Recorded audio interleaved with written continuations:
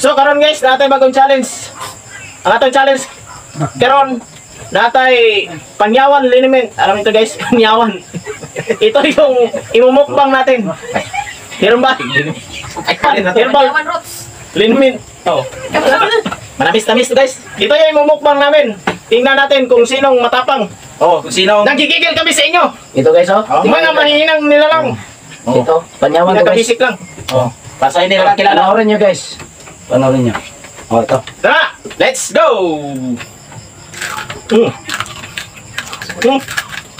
Oh, basic na basic lang yan. Masarap. Napakasarap guys.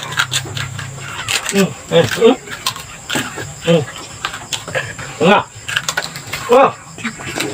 Oh.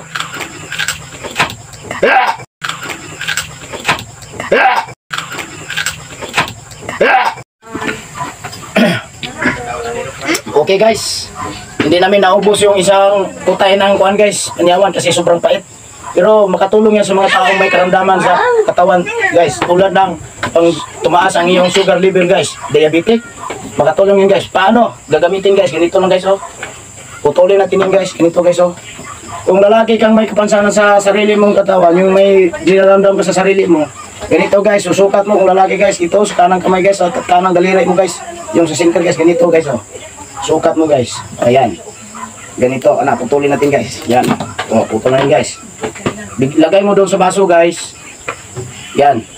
At maghintay ka ng 30 minutes bago minumin guys. Pero pag inom mo yun guys, huwag mong kumain bago ka uminom guys kasi sayang yung kakain nyo, sobrang pait yan guys.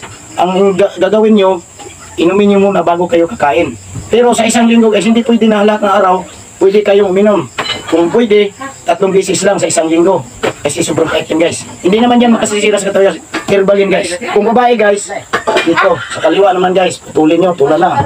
Yan, ang babae. Pero sa katawan nyo guys, hindi nyo siya ano ang sarili nyo guys ha. Huwag nyo sipin na makatulong yan. Thank you.